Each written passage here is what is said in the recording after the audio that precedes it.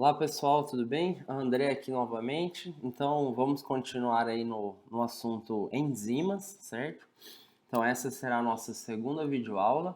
E antes de tudo, relembrar nossos objetivos dentro deste assunto enzimas.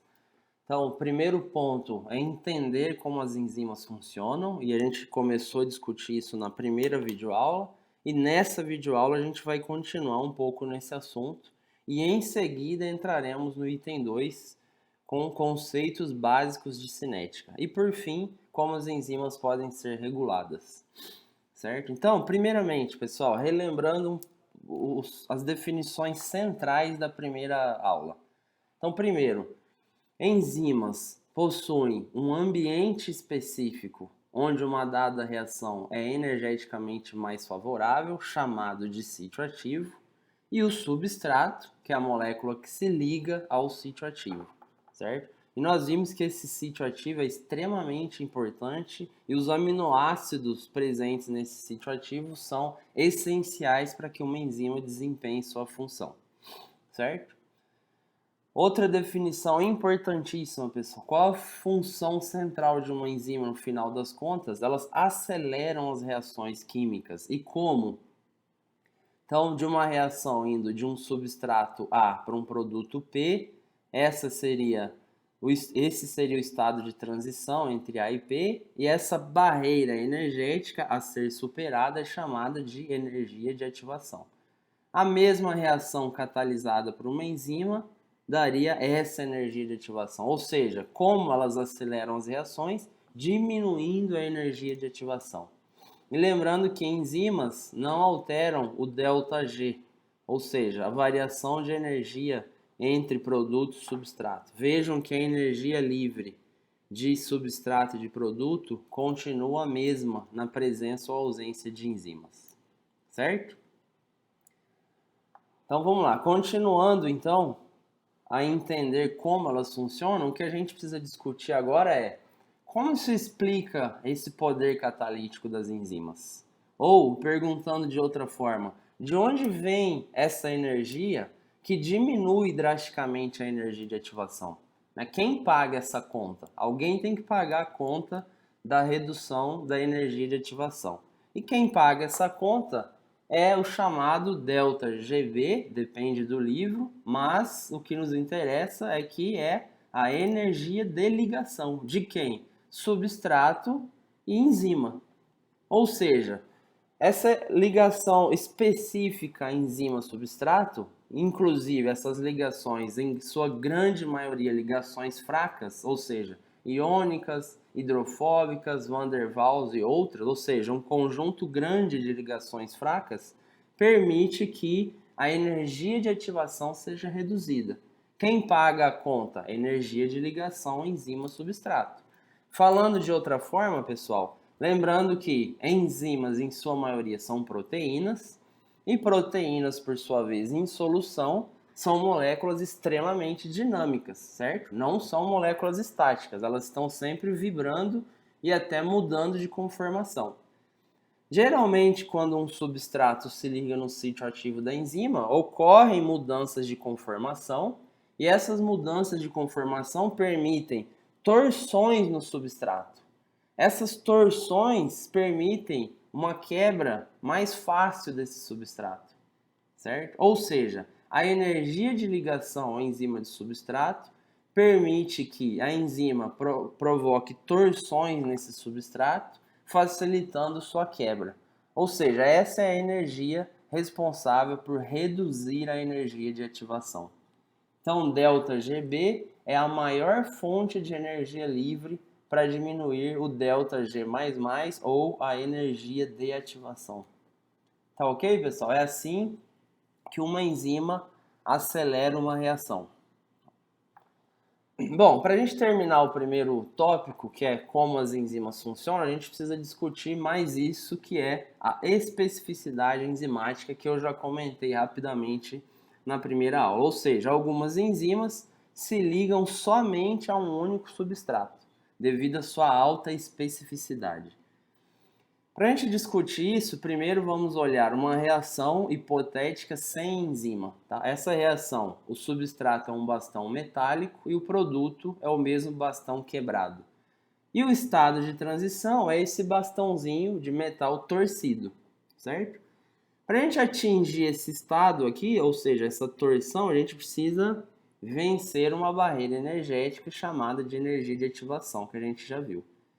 Depois disso, o substrato é quebrado, ou seja, nesse caso o bastão metálico é quebrado, certo? Um gráfico de coordenadas comum, mostrando aqui que a energia livre do produto é menor que a do substrato, portanto, termodinamicamente favorável, certo? Isso sem enzima. Bom, com enzima, se a gente enxergar essa reação com enzima, esse pesquisador aqui, Emil Fischer, em 1894, ele lançou uma teoria para essa ligação enzima-substrato, chamada teoria chave-fechadura, né? Admitindo que essa ligação enzima-substrato é tão específica, tão encaixada, que lembra uma chave-fechadura, certo? Isso foi proposto em 1894. Mas, olhando um gráfico de coordenadas no próximo slide, a gente vai ver que isso não faz muito sentido. Por que não? Vamos ver.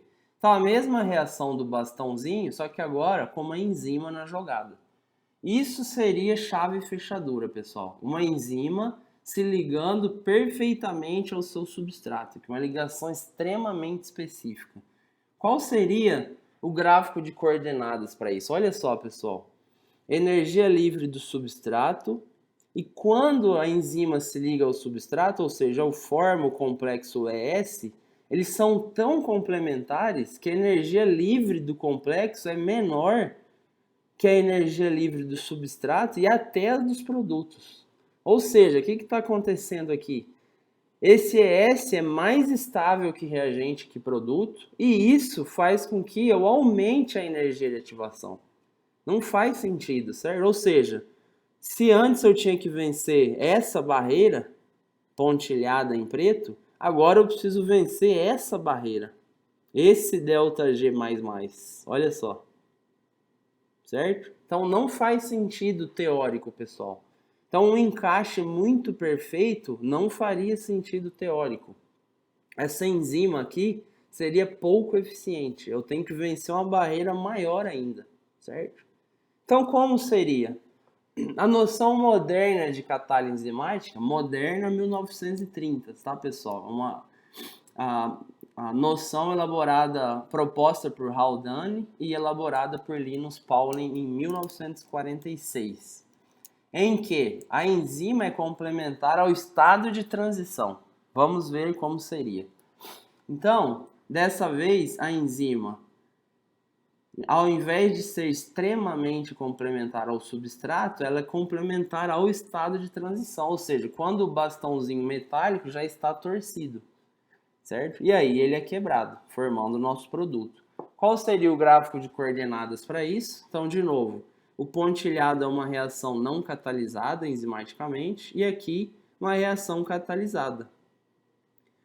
O que está acontecendo aqui é que agora eu tenho uma energia de ativação menor comparado com a reação não catalisada e, portanto, eu consigo aumentar a velocidade dessa reação.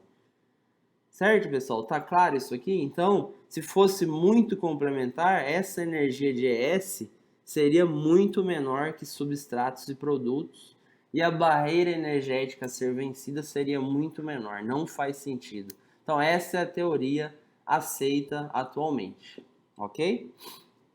Essa enzima, portanto, seria bastante eficiente, pois está reduzindo a energia de ativação. Bom, pessoal, o que é necessário, então, para que uma reação enzimática aconteça, ocorra? 4 pontos principais. Primeiro, diminuição da entropia molecular substrato-enzima, certo? Então, a gente discutiu rapidamente sobre entropia, que é a desorganização do sistema. Então, vocês concordam comigo, se eu tiver uma solução substratos e enzima dispersos, eu tenho uma maior desorganização. Quando eu junto substrato e enzima e formo o ES, eu aumento a organização, certo? Mas a gente sabe que em termodinâmica as coisas tendem a se desorganizar, ou seja, aumentar a entropia. Então, se eu estou organizando enzima substrato, alguém tem que estar se desorganizando. A gente já vai ver daqui a pouquinho. Orientação adequada dos grupos catalíticos, lembrando da figura em que eu mostro um zoom do sítio catalítico, tá, pessoal? O sítio ativo da enzima, onde tem aqueles aminoácidos finamente posicionados, é isso que o item 2 está falando. Esses grupos catalíticos, ou os aminoácidos catalíticos, têm que estar na posição correta para que a reação ocorra. 3, que eu acabei de falar, distorção do substrato, pessoal, é isso. A energia de ligação permite com que a enzima distorça o substrato e facilite sua quebra. É isso que é chamado de energia de ligação e é isso que paga a redução da energia de ativação. E o item 4, dessolvatação do substrato, que aí também tem a ver com entropia. Então, olha só, enzima e substrato em solução, pessoal, rodeadas por moléculas de água, são solúveis, certo? Então vocês concordam que a gente tem uma organização das moléculas de água ao redor de enzima e substrato, mas substrato e enzima estão dispersos, desorganizados. Quando a gente junta, liga enzima substrato, a gente organiza isso e desorganiza as moléculas de água que estavam solvatando, certo? Então essa organização aqui é paga pela desorganização de moléculas de água, certo? Então a gente aumenta a entropia da água, ok? Então são os 4 pontos fundamentais, pessoal. Então com isso a gente termina o assunto como as enzimas funcionam, né? Destacando os principais pontos. E agora vamos começar com conceitos básicos de cinética enzimática. Então, pessoal, cinética é a parte da enzimologia que vai estudar fatores que afetam a velocidade das reações catalisadas, tá? Quais fatores? A gente pode estudar concentração de enzima, concentração de substrato, concentração de possíveis inibidores, concentração de produto, concentração de possíveis ativadores, pH, temperatura, certo? Então, pessoal, tudo que possa interferir na velocidade de uma reação enzimática é estudado dentro de cinética. E por que eu destaquei esses 3 em negrito? Porque esses 3 nós elencamos para fazer na prática, certo? Então, nas próximas 3 aulas práticas, nós vamos variar concentração de enzima e relacionar isso com velocidade, concentração de substrato e também relacionar com velocidade, e a presença de inibidores de beta-glicosidase, também relacionar isso com velocidade. Então, eu vou voltar nesse assunto na aula prática, mas a velocidade de uma enzima é dada por uma unidade, certo? Chamada de U mesmo. Esse U significa quantidade de enzima que catalisa a transformação de 1 micromol de substrato em produto por minuto. Então, o U, ou seja, a unidade, ela é dada em micromol por minuto. Isso pode variar, viu, pessoal? Então, a gente pode encontrar micromol por hora, nanomol por minuto, nanomol por segundo. O importante é definir o seu U, sua unidade. Então, a gente vai trabalhar na disciplina com essa unidade.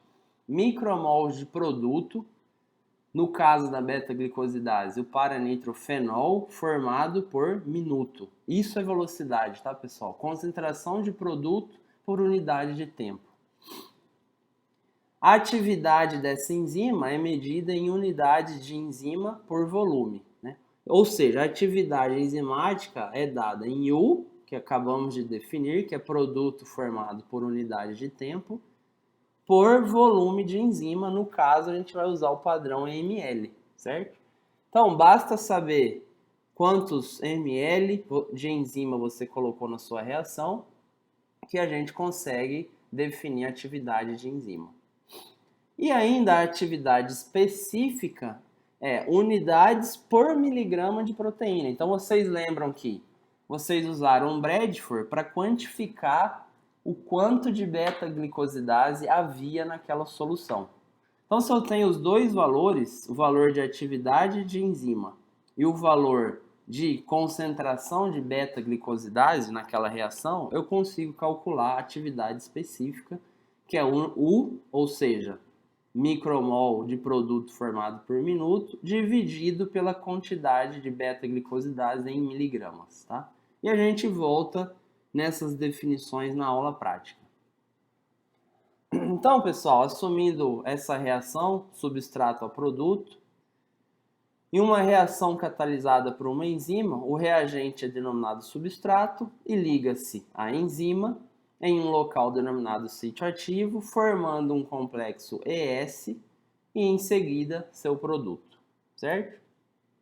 A velocidade dessa conversão de substrato para produto depende da concentração de enzima, da concentração de substrato, do tempo de reação, da temperatura e do pH, certo? Ou seja, a gente pode variar N coisas e isso impacta diretamente a velocidade.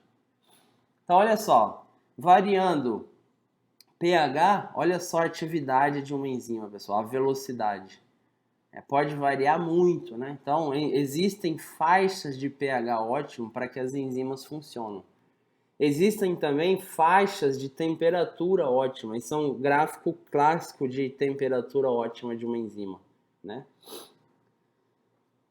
Concentração de enzima também interfere em velocidade, pessoal. A gente vai ver que sempre tem um momento linear, certo? E depois isso começa a estabilizar, a gente entra num platô, né? Esse experimento a gente vai fazer na prática, certo? Então é ideal que a gente sempre trabalhe aqui no momento reta, tá? Também a velocidade varia em função do tempo, né? E também existe um platô. Se a gente estiver medindo a atividade enzimática num platô, tá errado. A gente precisa sempre medir no momento em que é linear. Então o tempo é fundamental, né? A gente não vai variar tempo na prática, a gente vai usar 30 minutos, porque a gente já testou e viu que 30 minutos a gente está ainda no momento linear e não nesse platô. Certo, pessoal? Então, várias coisas interferem nessa velocidade. Isso é fundamental. Enzimas não funcionam fora de pH ótimo ou temperatura ótima, ou funcionam com uma velocidade muito menor, certo? Outra coisa fundamental, gente, a velocidade de uma enzima em função da concentração de substrato. Também faremos esse experimento na prática. Então, olha só como seria o gráfico, né? Velocidade chamada de inicial, V0, dada em que? Acabei de falar, micromolar por minuto, né? Então, nesse livro, eles deixaram a unidade, o U, como micromolar por minuto e não como micromol por minuto. Não tem problema, desde que esteja definido. Mas continua sendo produto formado por unidade de tempo, certo? E aqui, variando a concentração de substrato. No nosso caso, para nitrofenilglicopiranozídeo. Então, determinação da velocidade de reação, ela altera em função de mudanças em parâmetros experimentais. Definições. Velocidade inicial, pessoal, é aquela inicial mesmo, em poucos minutos de reação. Vocês concordam comigo que no início de uma reação enzimática, a concentração de substrato é muito maior do que a de enzimas. Fixem isso na cabeça. Nós não podemos limitar a quantidade de substrato em uma reação enzimática. A gente sempre tem que usar substrato em excesso, tá?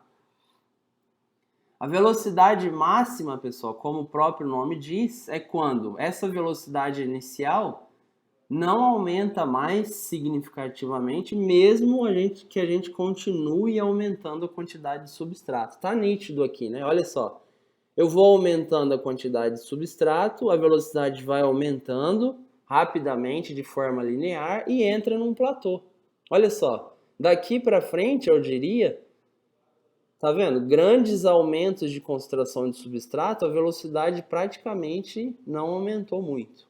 É aqui que a gente enxerga que chegou num máximo, num platô. Essa é a velocidade máxima. Km, pessoal. constante de Michaelis e Menten, a gente vai ver nos próximos slides. Km, então um parâmetro cinético fundamental, assim como velocidade máxima. Km quer dizer a concentração de substrato quando a velocidade inicial é metade da máxima. Então, se eu descobrir a velocidade máxima e descobrir a concentração de substrato em que a velocidade é metade da máxima. Então, se a máxima é 10, metade da máxima é 5, certo? E 5 de velocidade foi atingida com quanto de substrato? Quantos milimolar de substrato? Esse é o Km, é a constante de Michaelis e Menten. Ok, pessoal? Então, aqui a gente vai estudar o efeito da concentração de substrato na velocidade inicial quando a concentração de enzima é mantida, certo? Então, a aula prática da semana que vem a gente vai determinar essa concentração de enzima e aí na próxima a gente mantém essa concentração e varia a concentração de substrato e vamos calcular V máximo e Km de beta-glicosidase. Então, a teoria geral de ação de enzimas foi postulada por Michaelis e Menten em 1913. E a ideia é a seguinte: substrato mais enzima formando o complexo ES. Isso é reversível e eu tenho uma constante para cada uma dessas flechinhas. K mais 1, indo daqui para lá, K menos 1 de ES para S mais E. Isso aqui, gente, pode mudar nos livros. Pode ser A, B, qualquer outra coisa, tá?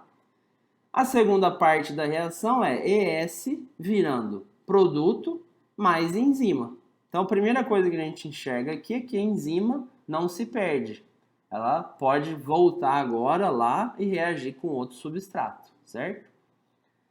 Aqui também, reversível, duas constantes, K mais 2, K menos 2.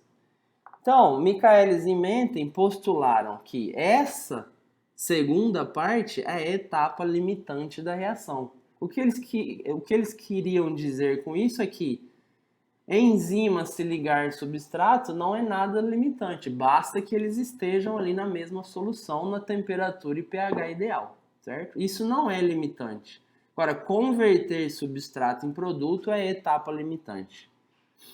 Ou seja, com isso, nós podemos dizer que a velocidade é proporcional à concentração de ES, certo? Se essa é a parte limitante, quanto maior a concentração desse ES, maior talvez seja a velocidade. Então, ela é proporcional à concentração de ES.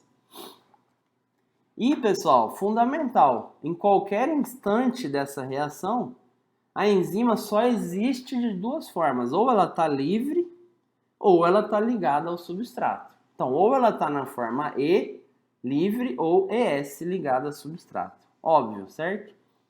Então, voltando nesse conceito. Reações reversíveis, as 4 constantes que eu acabei de mostrar para vocês. E Michaelis e Menten fixaram 3 premissas para entender isso matematicamente. Então, primeiro, passo limitante é a quebra de ES para formar produto e liberar enzima livre, e que no estado estacionário, ou seja, existe um estado estacionário em que a gente precisa estudar enzimas, cinética e enzimática nesse estado estacionário, a concentração de substrato é muito maior que a concentração de enzima. Por quê? Porque a gente está fazendo medidas em tempos curtos, velocidade inicial, certo? Então a gente sempre tem excesso de substrato. E tendo excesso de substrato, não falta substrato para se ligar a moléculas de enzima. Então a concentração de ES no estado estacionário é constante. Por quê? Porque a ligação enzima-substrato é tão rápida que ela se liga ao substrato, converte em produto, volta, se liga a outro substrato. Então essa concentração é sempre constante desde que haja excesso de substrato, certo? Ou seja, reações enzimáticas faltando substratos estão erradas, porque a gente não vai conseguir manter ES constante. Outra forma de visualizar é assim, gente. Se eu tenho pouco substrato, ó, moléculas de enzima, 5 moléculas, 2 de substrato. Olha só. a gente tem várias moléculas de enzima livres, sem substrato, certo? Se eu vou aumentando essa concentração de substrato, eu chego na condição ideal do estado estacionário, onde todas as enzimas estão ocupadas com substrato. Concentração de ES aqui é 100% das enzimas estão na forma ES. É isso que a gente precisa para fazer um cálculo de cinética bem feito. Então, pessoal, se a gente está fazendo medidas de velocidade inicial, ou seja, em tempos muito curtos, vocês concordam comigo que a concentração de produto nesses tempos iniciais é insignificante? Eu estou misturando enzima substrato, vou começar a formar produto, claro, mas em baixíssimas concentrações nos tempos iniciais. Então, Michaelis e Menten fixaram que a concentração de produto nos tempos iniciais é insignificante. Então, eles desconsideraram essa constante K-2. Então, ficaria assim, certo? Então, a gente só tem a constante K2 agora, porque a concentração de produto é insignificante para que isso retornasse, vamos dizer assim, certo? Ou seja, se isso é insignificante e K-2 foi excluído, a gente só tem K2, e a gente falou que velocidade é proporcional à concentração de S, seria matematicamente assim, velocidade inicial é igual à concentração de S vezes a constante K2, diretamente proporcional. Beleza, pessoal? E, de novo, a concentração total de enzima que a gente adiciona no tubo é igual à concentração de enzima livre mais a enzima ligada a substrato. Ou seja, a enzima só existe de duas formas, livre ou complexo ES.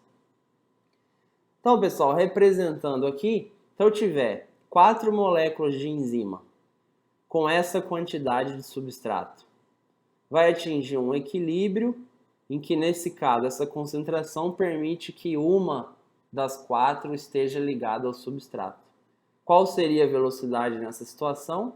25%. Por quê? Porque a velocidade máxima é atingida quando todas as moléculas de enzima estão ocupadas por substrato. Isso seria 100% de atividade.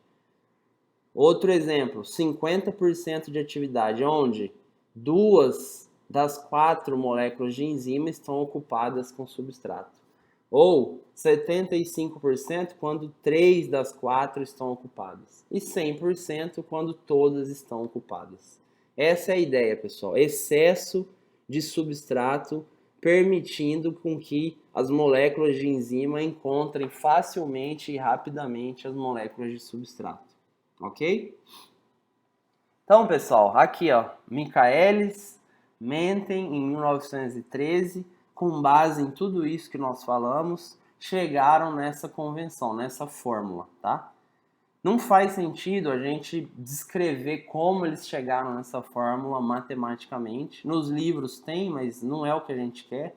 A gente quer, na parte biológica, entender a base teórica disso e como calcular V máximo e Km. Então, eu quero que vocês fixem como calcular, e a gente vai ver na prática, e principalmente a teoria por trás disso. O que significa velocidade máxima e o que significa Km para uma enzima, certo? Isso, pessoal, Km e V máximo, fundamental para entender também regulação metabólica, que eu falei para vocês que passa toda hora por enzimas, por regulação de enzimas, ok? Então, considerações sobre Km. O conhecimento do valor de Km é importante por vários aspectos, entre os quais, primeiro, através dos valores de Km é possível comparar enzimas de diferentes organismos ou de diferentes tecidos do mesmo organismo, ou ainda do mesmo tecido em diferentes estágios de desenvolvimento. O significado da Km mede a afinidade da enzima pelo substrato. Quanto menor a Km, maior a afinidade da enzima pelo substrato. Então, pessoal, se a gente falou que Km é a concentração de substrato em que a velocidade é metade da máxima, Vocês concordam comigo que quanto menor essa concentração, maior é a afinidade. Ou seja, eu preciso de menos substrato para que essa enzima já atinja metade da máxima. De novo, quanto menor km, maior a afinidade. Mais um grande parênteses aqui. Isso é verdade para enzimas micaelianas, ou seja, que seguem a teoria de Michaelis e Menten, que ao fazer um experimento de velocidade por concentração de substratos, nós temos uma hipérbole, como nós vimos nos gráficos até agora. Uma hipérbole, certo? Então, enzimas que formam uma hipérbole nesse experimento são chamadas de enzimas micaelianas. E essa definição serve para enzimas micaelianas. Relação de afinidade com Km, certo? Então, vamos ver um exemplo de Km, pessoal, para algumas enzimas. Olha só. Enzima glicose isomerase, certo? Ela está presente tanto no cérebro quanto no músculo. O substrato é glicose 6-fosfato. E o Km da enzima no cérebro é 210 e no músculo 700 micromolar. Esse é o Km dessa enzima em diferentes tecidos. Ou seja, em qual tecido essa enzima possui maior afinidade pelo seu substrato? No cérebro, porque a Km é menor do que no músculo, certo? Outra, fosfogliceroquinase, no eritrócito ou no músculo. Olha o Km, 1100 micromolar no eritrócito, 1200 no músculo. Qual dessas enzimas, em qual dos tecidos a afinidade é maior? No eritrócito, menor Km. Lactato desidrogenase, no cérebro ou no eritrócito. Substrato, piruvato. Olha a diferença de Km, 140 micromolar no cérebro, 59 no eritrócito. Essa enzima do eritrócito tem uma afinidade muito maior por piruvato do que a enzima do cérebro, certo? Só para dar alguns exemplos, pessoal. Então, a gente discutiu pontos adicionais sobre como as enzimas funcionam e conceitos básicos de cinética, pessoal. Tá? Então, aqui é a base teórica de cinética, pessoal. Na prática, a gente vai calcular, vai botar a mão na massa e tudo vai ficar mais claro, eu espero. Tá? Última mensagem aqui, sabendo a importância de velocidade máxima e Km, vocês precisam concordar comigo que eu consigo comparar enzimas através de valores de velocidade máxima e Km, certo? Então a enzima A vai me dar um Kmx e a enzima B vai me dar um Kmy. Se esses Kms forem iguais, muito semelhantes, provavelmente a gente está falando da mesma enzima, certo? Talvez, né? Existem outros parâmetros. Ou seja, a gente pode comparar uma enzima com a outra através desses valores de Km e V máximo. Eu posso falar, ó, a minha enzima é melhor que a sua, porque ela tem um Km menor, ela tem maior especificidade. Ou, minha enzima é melhor que a sua, porque ela tem uma velocidade máxima muito maior que a sua. Ela vai formar mais produto por unidade de tempo, tá? Então, isso é o que a gente vai estudar nas próximas aulas práticas. Beleza, pessoal? Obrigado pela atenção aí e até a próxima.